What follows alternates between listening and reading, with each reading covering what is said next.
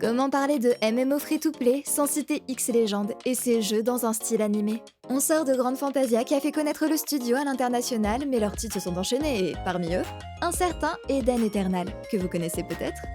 Mais un MMO que vous ne connaissez peut-être pas encore, c'est Crystal of Atlan.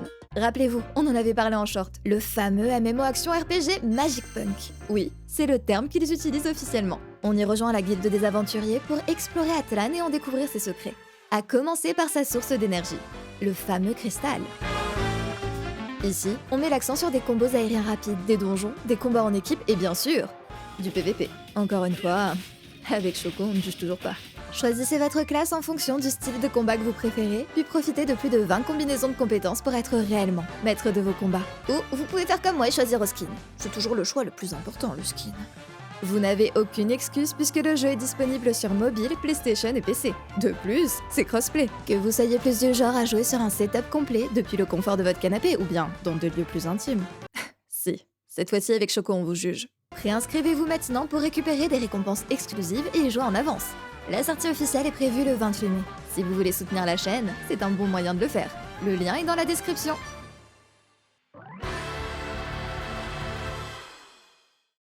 Comme on a présenté X-Legend dans la vidéo précédente, on va pouvoir gagner du temps. Je vous invite donc à regarder la vidéo sur Grand Fantasia avant celle-ci si ce n'est pas déjà fait. Du coup, vous savez déjà que les free-to-play ont prospéré en Asie pour combattre les contrefaçons, et que Taïwan a joué une part décisive dans le secteur du jeu vidéo chinois. Inutile de vous rappeler les origines des développeurs X-Legend, ce qui signifie qu'on va pouvoir repartir de la sortie de Grand Fantasia en 2008. X-Legend n'a, dans un premier temps, pas édité Grand Fantasia. Ainsi, le studio a pu se concentrer sur le développement de leur titre suivant, Kitsusaga, en janvier 2010. Ouais, ils ont fait ça, puis 8 mois plus tard, on apprenait la sortie proche d'un certain Finding Neverland Online, notre futur Eden Eternal. Chez X-Legend, on bat le fer tant qu'il est chaud. Tandis que Grand Fantasia se concentre sur son système de familier, Eden met en avant la possibilité de changer sa classe à la volée. A noter que c'est pas une grande révolution dans le monde des MMO puisque FF11 a déjà un système similaire depuis 2002. X-Legend insiste sur ses années de recherche et développement et l'utilisation de son moteur de jeu fait maison. Le vice-président de la branche R&D justement se vante d'un jeu possédant une forte richesse sociale et adapté aux habitudes des joueurs taïwanais mais pas que. Selon lui, de nombreuses propositions d'autres pays tels que le Japon, la Corée du Sud et même l'Europe leur sont déjà parvenues. Les communications officielles parlent d'une technologie Next Generation, permettant des changements réalistes entre le jour et la nuit. Pour mon plus grand plaisir, une flopée de commentaires est présente sous l'article mettant en avant les différents systèmes du jeu. Beaucoup de joueurs relèvent les similitudes avec Mabinogi.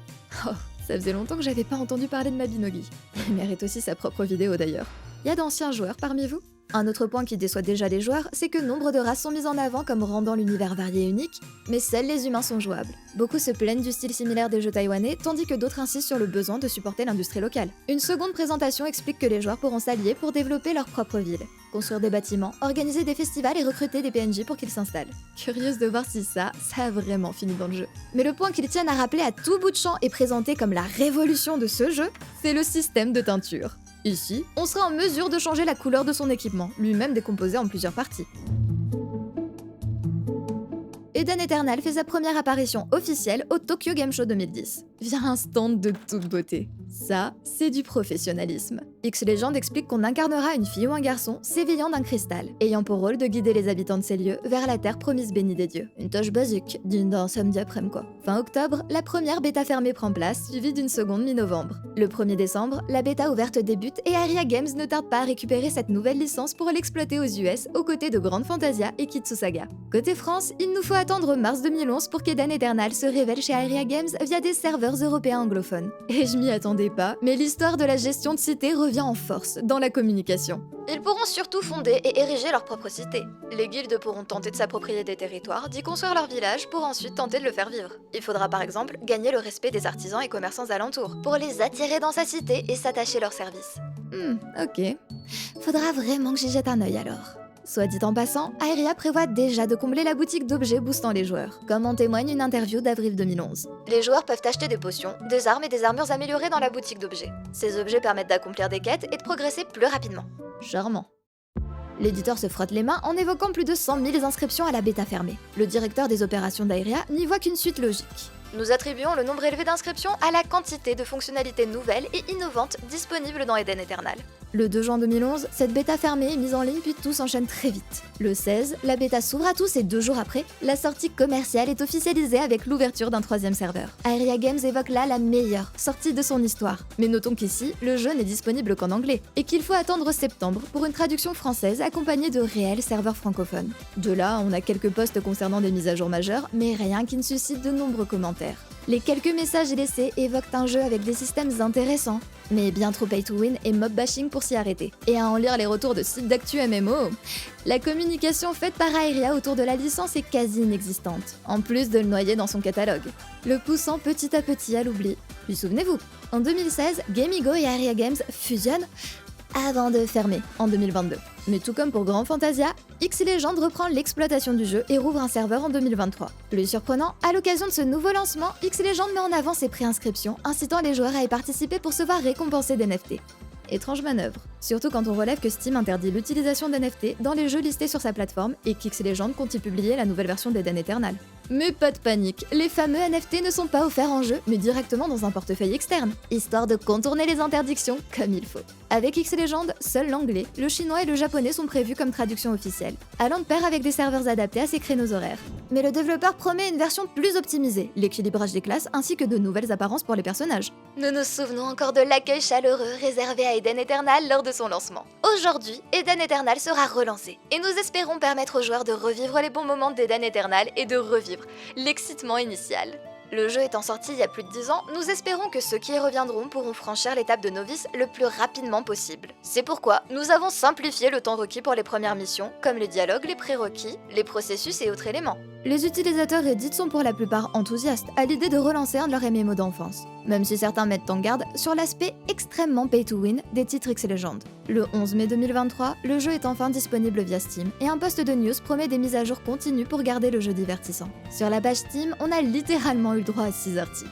Sur Facebook, les publications prennent fin en juin 2024. Sur le site officiel, on a bien des patch notes réguliers. Mais je laisse les joueurs vétérans vérifier s'il s'agit de recyclage de contenu ou si des ajouts sont bel et bien réalisés. En tout cas, côté avis joueur, ça laisse présager du beau jeu. Sur la version Steam, on a des pics d'environ 55 joueurs en journée. Ouais, c'est clairement pas fou, mais la version Steam a été lancée en retard par rapport au launcher dédié et n'a jamais réuni grand monde. Mais on est témoin le pic à 646 joueurs réalisé au lancement. On va donc simplement espérer, comme d'habitude, que tous les joueurs se trouvent sur le launcher direct. Toujours sur Steam, 2 évaluations moyennes depuis sa sortie. Si jamais vous voulez explorer avec moi d'autres MMO obscurs encore en ligne, abonnez-vous et partagez la vidéo pour ne pas rater nos prochaines aventures. Donc, ça vous dit de découvrir le MMO, qui permet de changer de classe à la volée?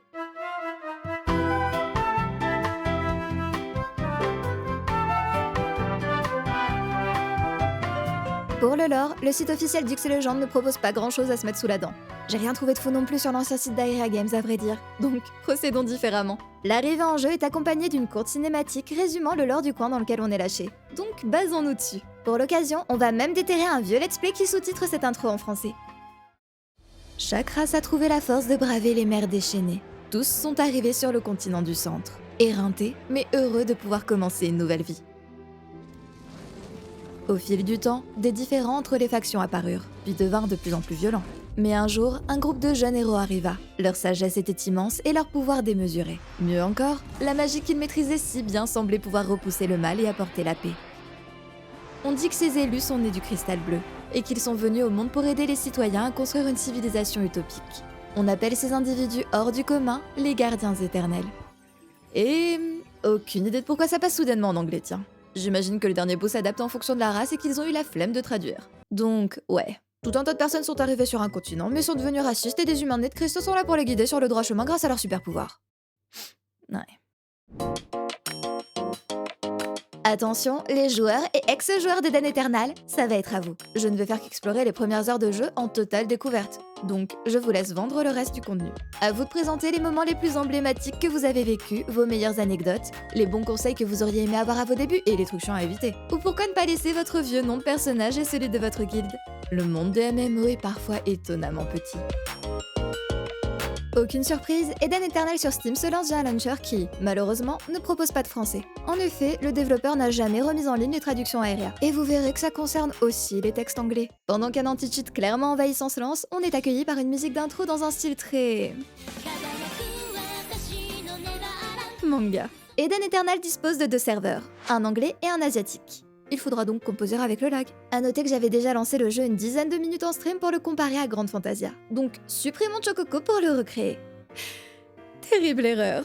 Bien entendu, étant un héros, nous faisons partie de l'élite que représentent les humains. Enfin, ça, c'était avant que les joueurs ne vocifèrent assez fort pour qu'on ajoute les autres races aux personnages jouables. Aujourd'hui, vous pouvez donc faire partie de l'élite tout en étant une souris, un ours, une grenouille ou un mini-humain. Le jeu met à votre disposition des tenues payantes pour vous permettre de vous projeter dans la boutique. Mais ce qui nous intéresse, c'est la fenêtre de tutoriel juste en dessous. Étape 1. Race et genre. Chaque race a des capacités spéciales uniques. Cool. Quelle capacité? Oh ça, il faudra aller chercher un guide en ligne. Vous allez voir qu'Eden Eternal tente de prendre par la main les nouveaux joueurs, mais qu'il lui cache au passage des informations essentielles. Par peur de les submerger et de les faire fuir? Possible. Le fait est que les races dans Eden ont des passifs et que comme tout bon joueur de MMO qui se respecte, vous vous devez d'allier une race avec une classe qui utilise à bon escient ses passifs. Mais Isidite, t'as toi-même dit qu'on pouvait changer de classe comme bon nous semble sur Eden? Oui, je sais. Mais si vous comptez jouer majoritairement une classe DPS, peut-être que ça va vous enquiquiner d'apprendre niveau max que votre race est plus efficace en soutien. Pas vrai? On en reparle plus tard. Revenons-en à la personnalisation. Seuls les humains sont genrés. Et les mini-humains. Pour les autres, on ne dispose que d'un seul modèle. Je pars sur une grenouille car elles ont fière allure et une liste à nombre de toute beauté me permet de choisir entre quelques visages. 30 couleurs de peau et 30 couleurs d'yeux. C'est pas foufou, mais je doute pas une seconde que toute la personnalisation ait été mise côté humain. Et c'est lors de la vérification de mon pseudo que j'ai compris mon erreur. J'avais eu beau supprimer Chococo au préalable, le pseudo n'est pas immédiatement libéré. Tant pis. Vient alors le choix du très héroïque.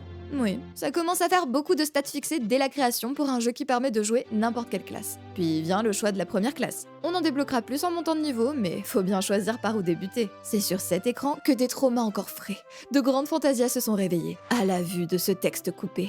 Sinon, je suis partie sur Luminari parce que leur tenue est mignonne. En plus, la couleur de ma classe étant assortie à celle de mon trait héroïque, je me suis dit que je devais pas être mal et merci. Isedit qui se sent obligé d'assortir les couleurs. Vous allez voir que c'est pas précisé, mais qu'elles ont une signification. La cinématique d'intro que je vous ai déjà montrée se joue, avec une furieuse impression que 2 bandes son se superposent tout de même. Et nous voici plongés dans le monde d'Eden Eternal.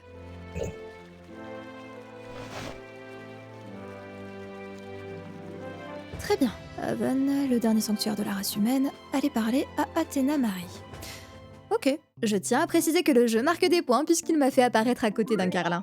Objectivement parlant, Eden est plus beau que son grand frère, Grand Fantasia. Puisqu'on sort tout juste de Fantasia, justement, on sait que cliquer sur un objectif de quête nous y emmène ou nous y téléporte. Et je vous rappelle que ces jeux n'indiquent pas les objectifs de quête sur la carte ou dans les statuts d'ennemis. Il faut cliquer. Sinon, vous vous retrouvez à chercher à tâtons le nom du PNJ sur la carte ou parcourir une plaine jusqu'à trouver le bon type de monstre. Pour Eden, j'ai pris la décision de désactiver la téléportation, histoire de comprendre un peu où je mets les pieds. La téléportation gratuite ne fonctionne que jusqu'au niveau 21, mais c'est pour moi la période la plus critique pour s'attacher à un univers. Sachez aussi que j'ai désactivé l'affichage de pas mal d'infos joueurs ainsi que celle des monstres pour épurer mon écran. L'oracle Athéna prononce quelques phrases de motivation et nous téléporte. Mais faut que tu mettes du tien dans cette relation, le jeu, tu le sais? Notre passage dans Haven n'était qu'un bref aperçu de la capitale du jeu. Et nous voici à présent dans la zone de départ des grenouilles. La carte est plutôt bien fichue, avec le niveau de chaque zone indiquée, ainsi que la possibilité de cliquer sur les noms pour se déplacer automatiquement. Et c'est via mes chers compatriotes qu'on va pouvoir parler traduction. Grand Fantasia Origins coupé des textes parfaitement traduits. Eden Eternal affiche correctement ses dialogues.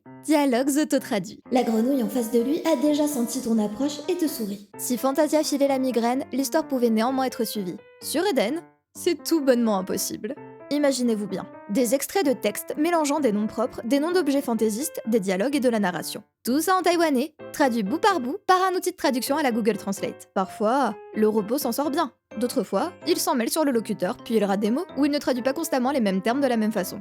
Vous vous retrouverez donc très souvent avec un ID disponible en lieu et place du sujet du dialogue. Et heureusement que le jeu vous déplace automatiquement, puisqu'un PNJ n'aura pas toujours le même nom dans les dialogues et en jeu. Si un mage ne sait pas comment utiliser l'épée dans sa main, alors le mage ne doit pas comparer le bâton avec le bâton. Très profond. Mais si vous avez peur d'être nostalgique du texte haché de Fantasia, alors ne craignez rien. Les cartons de fin de chapitre sont là pour vous rappeler le bon vieux temps. Bref, je parlerai pas du lore dans Eden Eternal puisque je me suis forcée à lire tous les dialogues et que j'ai strictement rien compris, aux quelques bouts de scénario qui semblaient faire sens. Mais dans l'immédiat, je ne suis qu'une jeune et innocente grenouille. Acceptons donc notre première quête principale. Ah ouais, le jeu perd pas de temps. Seulement 1 € pour des objets d'une valeur de 100 $. Clairement, la monture on s'en carre, puisque la première quête nous en donne une temporaire. Mais vous pourriez être tenté par le sac à 25 emplacements. Cependant, rappelez-vous que le plus dur, c'est de vous faire réaliser votre premier achat sur un jeu. Après l'avoir fait une première fois, vous êtes bien plus enclin à recommencer. D'où les offres de début de partie, toujours alléchantes. Et faites-moi confiance, j'ai de bien meilleurs plans pour obtenir du stuff en début de jeu. On en parle en fin de vidéo. On récupère quelques quêtes au village, et voici déjà notre premier combat.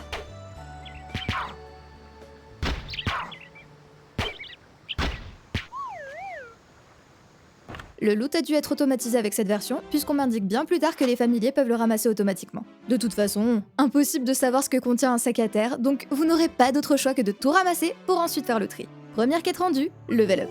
X et Légende vous l'a dit, le but c'est que les nouveaux progressent vite. À peine débuté, on nous offre déjà une de ces fameuses teintures dont Eden se targuait tant. Ce qu'ils ont omis de préciser, c'est que la teinture se fait aléatoirement. Vous choisissez une partie d'armure à teindre, et une couleur parmi celles affichées en haut de l'écran est appliquée. Ouais, ça dégénère très vite. Et vous avez plutôt intérêt à tomber sur quelque chose que vous aimez, puisque changer de pièce d'équipement ne modifie pas votre apparence. Non, vous êtes bloqué avec votre tenue de classe. Il est déjà l'heure de jeter un œil à nos compétences, et c'est là que je vous explique le système de classe. Déjà, les couleurs des vignettes ont une signification. Jaune pour les tanks, orange pour les DPS corps à corps, bleu pour les supports, vert les DPS à distance et violet les DPS magiques. La fenêtre centrale liste vos compétences dites basiques. Et à droite, vous avez des compétences de classe. Si je me fie à un excellent guide que j'ai trouvé en ligne, les basiques peuvent être utilisés par n'importe quelle classe d'une même couleur. Les compétences de classe, elles, sont liées à la classe. Comme vendu à maintes reprises, il vous suffit de cliquer sur le bouton « Transforme » pour changer instantanément de classe, et ce, tant que vous n'êtes pas en combat. Ça signifie qu'en plein milieu d'un donjon, vous pouvez décider de passer d'un DPS à un soutien pour aider le healer lors d'un combat de boss par exemple. Tout ça est rendu possible grâce aux 3 sets d'armure que votre personnage peut porter en simultané. Il suffira alors de changer d'arme pour compléter votre set. Ça, c'est dans la théorie. Dans la pratique, on vous équipe à votre arrivée d'armes héritage. Ça signifie que ces armes ont de très bonnes stats et qu'elles monteront de niveau avec vous jusqu'au niveau 75. Donc autant dire que vous ne looterez jamais mieux. De plus, ces armes sont spécifiques à ma classe, comme en témoigne le nom en rouge en bas de leur fenêtre. Sauf que, si je change de classe alors que ces épées sont équipées, elles ne sont pas retirées. Mais si je les déséquipe, alors impossible de les remettre tant que je suis pas repassé Luminari. De plus, je fais plus de dégâts avec les épées qu'avec un sceptre de heal random. Elles sont donc bien prises en compte. Ouais, faut suivre. Tout ça pour dire qu'on vous donne de quoi être bien plus performant si vous vous cantonnez à votre première classe lors de votre phase de montée de niveau. Mais que vous pouvez brute force le jeu. J'en retiens que c'est super cool de pouvoir passer sur une autre classe à tout moment pour équilibrer une équipe et que le jeu veut que vous montiez toutes vos classes puisque chacune améliore vos stats. Mais rappelez-vous que vous choisissez certains buffs définitifs dès la création de votre avatar. Donc, ouais, c'est un jeu grindy qui vous demande de farm toutes les classes du jeu pour être optimisé, tout en restant focus sur une classe principale pour être efficace. Moi, je m'en fiche, je suis une joueuse casu. Mais les méta en PVP devaient être tordus. Pour revenir sur le thème du Go Fast, le jeu vous crache en permanence des boosts d'expérience et de loot. Parfait si vous partez pour une session intensive d'1 heure. Sur Eden, il y a plusieurs types de quêtes. Les jaunes indiquent la quête principale. Celles sous forme de livres sont vendues par les marchands et les vertes sont répétables. Pour progresser fluidement, on recommande de réaliser toutes les quêtes jaunes dans chaque zone, en notant qu'en plus, les quêtes de livres vous donnent de quoi invoquer des élites. Il ne faudrait pas que vous ayez à les chercher vous-même après tout. Mention spéciale à cette petite icône au-dessus de votre suivi qui vous indique toutes les quêtes disponibles à votre niveau. Eden est très linéaire, donc vous ne serez jamais perdu. Mais peut-être que ça vous sauvera plus tard. Ah, et revoilà Athéna, qui me parle comme si on se rencontrait pour la première fois. On ne devait pas partir d'Aven à l'époque, hein. Mais regardez-moi ça, elle m'offre mon premier familier. Mes premiers ? Ça aussi, c'est quelque chose qui a dû être modifié pour simplifier l'expérience des nouveaux. Les quêtes ont beau vous indiquer les récompenses comme celles disponibles, impliquant que vous devez en choisir une, on vous les jettera toujours toutes dans votre inventaire jusqu'aux alentours du niveau 20.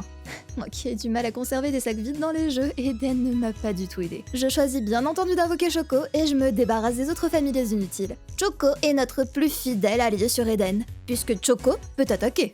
Et quand je dis qu'il peut attaquer, j'entends qu'il tue en 2 attaques les ennemis de mon niveau. Ne jamais sous-estimer Choco. Ah, et j'ai pas parlé du bandeau des enfers sur Eden puisqu'il a sa section dédiée tout en haut de mon écran et qu'il défile peu souvent. Non, le véritable cauchemar sur Eden, ce sont les pop-up de découverte. La première fois, vous vous dites « Oh tiens, c'est sympa, une petite anecdote sur la région ». Jusqu'à ce que le jeu vous le réaffiche une seconde fois, puis qu'à la 3e, vous compreniez que la pop-up apparaît à chaque fois que vous passez dans la zone qui la déclenche. Mention spéciale pour les bannières de haut fait qui s'affichent au-dessus des textes de quête.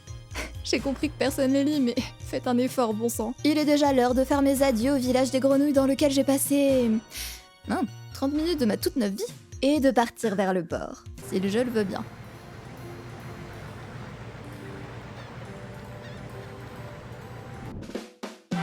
On repart sur notre boucle de accepter toutes les quêtes du village, les réaliser, en reprendre, tuer les mêmes monstres mais d'une couleur différente, avancer. Mais tandis que je décime des sangliers humanoïdes, un portail au loin m'interpelle. C'est bel et bien un donjon. J'ai aucune quête liée, mais je me demande si je peux le faire. D'autant plus qu'il dispose d'un mode solo.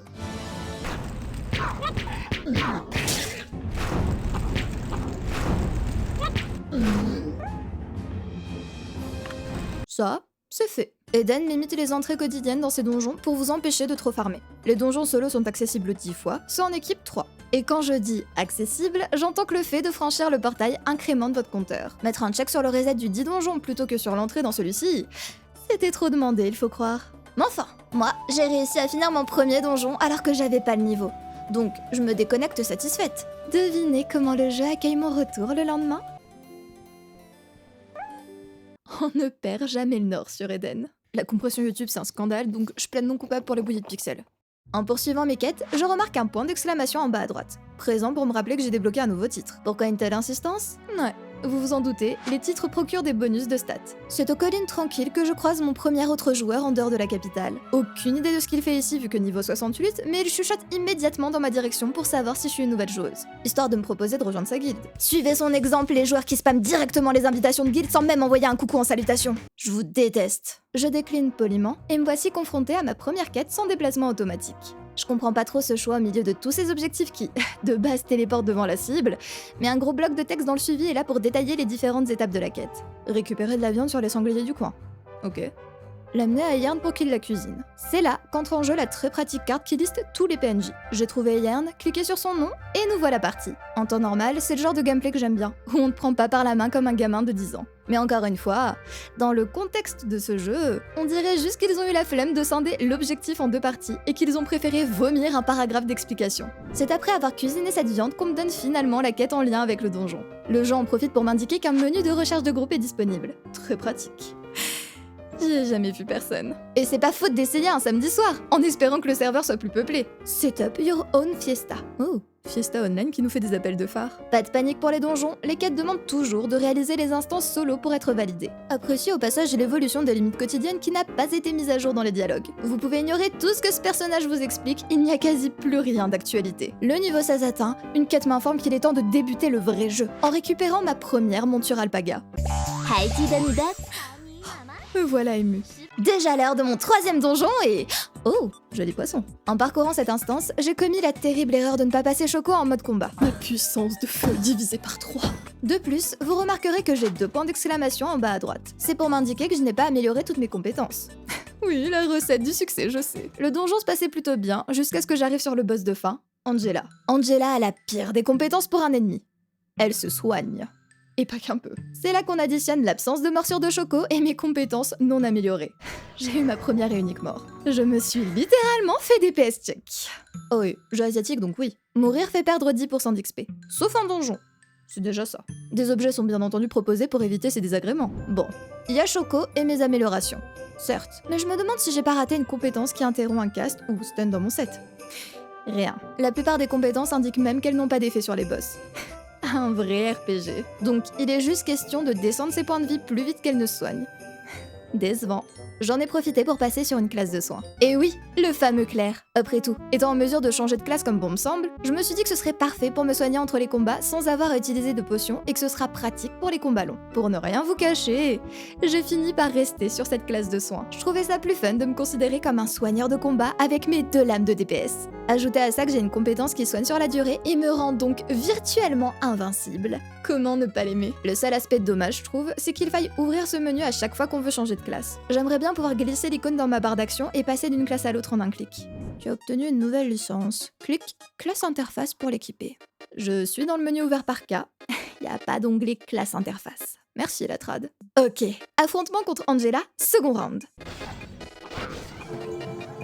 Me voici niveau 20 et... Le jeu m'ouvre une pop-up d'achat chronométrée avec du texte non traduit pour me féliciter. Merci le jeu. Pour réellement fêter ce palier, on me demande de sélectionner une récompense de quête pour la première fois. Enfin considérée comme une adulte. J'en profite pour me motiver et tester le menu d'amélioration. En gros, on a des parchemins d'amélioration ayant un certain niveau. Ils ont un taux de succès de 100% jusqu'à un niveau d'amélioration spécifié. Et que se passe-t-il si le taux de succès n'est pas de 100%? Votre pièce d'équipement peut être détruite, à moins que vous n'utilisiez une de ces merveilleuses pierres de sécurité. Répétez avec moi, tous en cœur. Je l'asiatique. Heureusement, la boutique est toujours là pour couvrir vos arrières. Dès que vous tombez à court du précieux caillou, elle ouvre une fenêtre. Tu veux améliorer? Achète-le juste. Le message est limpide au moins. J'aime pas trop saisir ma CB partout, mais parfait. Un événement gacha gratuit est en cours. Assouvissons nos pulsions via ça. Ah, et j'ai drop l'objet phare. Regardez-moi ce petit poussin qui booste mes stats. Décidément, parfait. Je suis fabuleuse.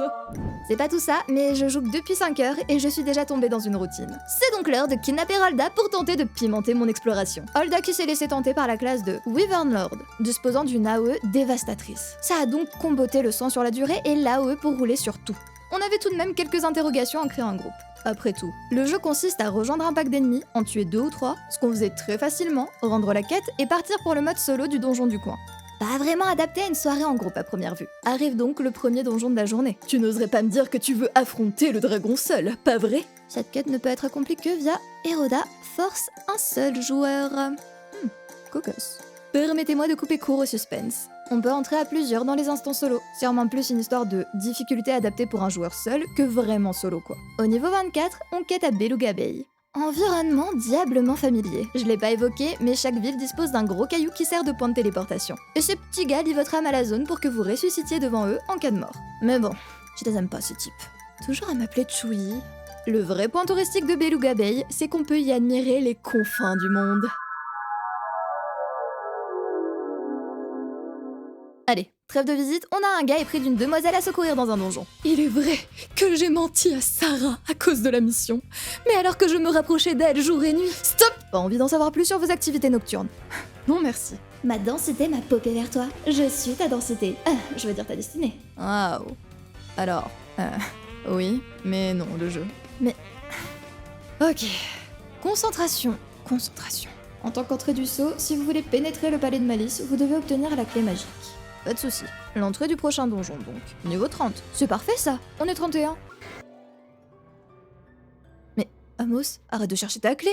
T'as juste essayé de pousser la porte au moins. Mais je pardonne l'absence de cohérence scénaristique puisque c'est le meilleur donjon qu'on ait parcouru. C'est rempli de sorciers grenouilles qui passent leur temps à hurler « Je vous pourfendrai au nom de Dumbledore !» Et le fameux Dumbledore.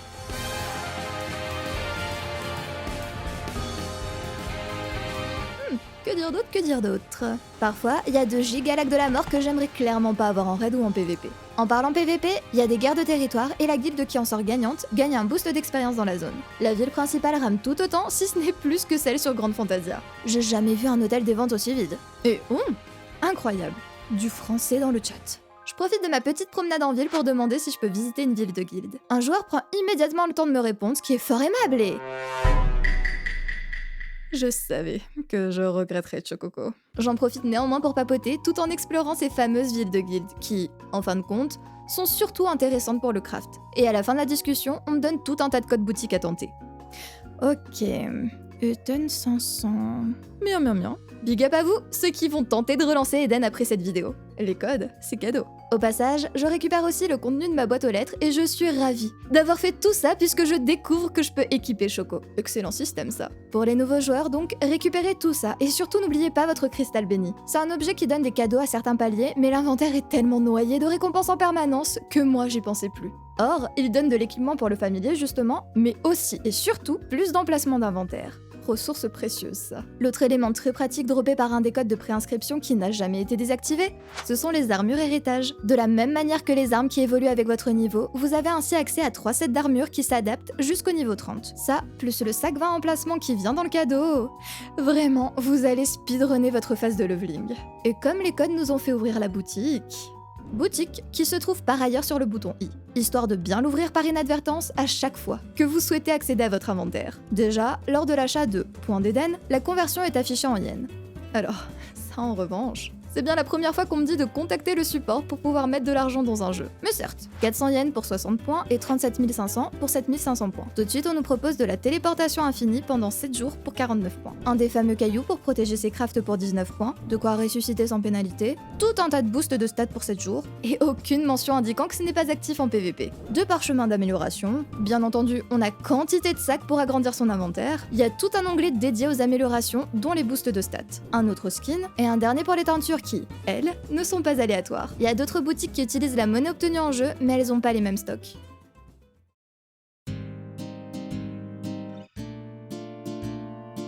Sur le papier, j'aime pas mal ce que propose Eden Eternal. J'apprécie l'idée de pouvoir monter toutes les classes d'un jeu sur un même personnage, sans avoir à reroll pour tester toutes les possibilités. Mais comme pour Grand Fantasia, Eden Eternal n'apporte pas grand chose de plus sur la table. La plupart des joueurs s'en souviennent pour cette histoire de classe et se rappelleront tout de suite les fameux alpagas tant ils étaient placardés partout. Donc, encore une fois, mis aux côtés des autres jeux style animé dans le catalogue d'Aeria, y avait pas assez pour garder la population intéressée. En 2014 déjà, les reviews parlent d'un jeu mort. Beaucoup de joueurs s'accordent à dire que les jeux X Legends sont prévus comme des expériences rentables brèves. Dès qu'un nouveau titre sort, on cesse de supporter le précédent. Associé à ça un jeu qui semble accueillant pour les nouveaux joueurs, mais qui garde jalousement beaucoup de ses informations. C'est d'ailleurs en établissant ce fait que commence le guide que j'ai trouvé. Et comme pour Grand Fantasia, le strict minimum a été fait pour la réédition du jeu. Les évaluations Steam parlent de bugs présents dans la version d'Aeria qui n'ont jamais été corrigés. Beaucoup soulignent les prix de la boutique qui sont bien trop élevés. Surtout que le contenu le plus intéressant est derrière un mini-jeu de hasard. Vous dépensez donc sans être sûr d'obtenir ce que vous désirez. Autre petit détail à relever des conditions d'utilisation, l'éditeur se garde le droit de supprimer tout compte au bout de 90 jours d'inactivité, même si vous avez dépensé de l'argent dans la boutique. Dites-vous qu'à la sortie, c'était 30 jours. À la base, on joue sur serveur officiel pour avoir une certaine fiabilité dans les services. Si X Legends ne promet même pas ça, quelle différence à jouer sur serveur privé? Bref. Il nous reste Aura Kingdom pour finir la trilogie X Legends, donc j'espère qu'ils y ont relevé le niveau. Je mentis, Aura Kingdom a une page dédiée Steam pour un remaster qui doit sortir cet été. Les ajouts prévus sont pas hyper clairs, mais on va l'attendre pour couvrir cette version. Mais pas de panique, tu n'as qu'à cliquer ici pour découvrir toute une fabuleuse playlist sur des MMO. Sinon, j'ai un nouveau concept plus léger où on explore des MMO peu connus de façon aléatoire. Donc n'oublie pas de t'abonner pour ne pas rater la sortie future d'Aura Kingdom Impact.